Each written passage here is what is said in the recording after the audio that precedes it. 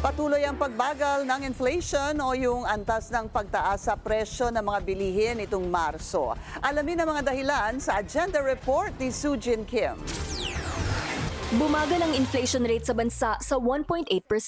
Ito ang pinakamabagal na pagtaas ng presyo ng produkto at ng serbisyo mula nung kasagsagan ng pandemya noong 2020. Senyales ng patuloy na paglamig ng presyo ng mga pangunahing bilihin. Pinakamalaking contributor sa pagbaba ng inflation ang pagbulusok ng presyo ng bigas na nakapagtala ng negative 7.7% inflation. Naglalaro sa 46 hanggang 63 pesos ang presyo ng bigas. Ang magandang balita is that bumababa talaga yung presyo ng bigas.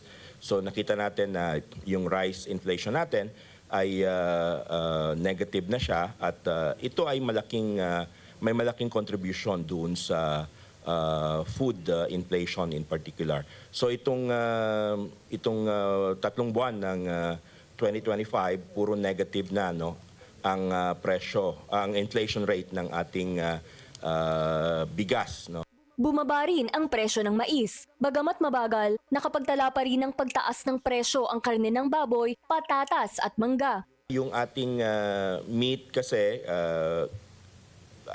karne ng baboy yung nag-trigger. This is still supply issue doon sa ASF natin.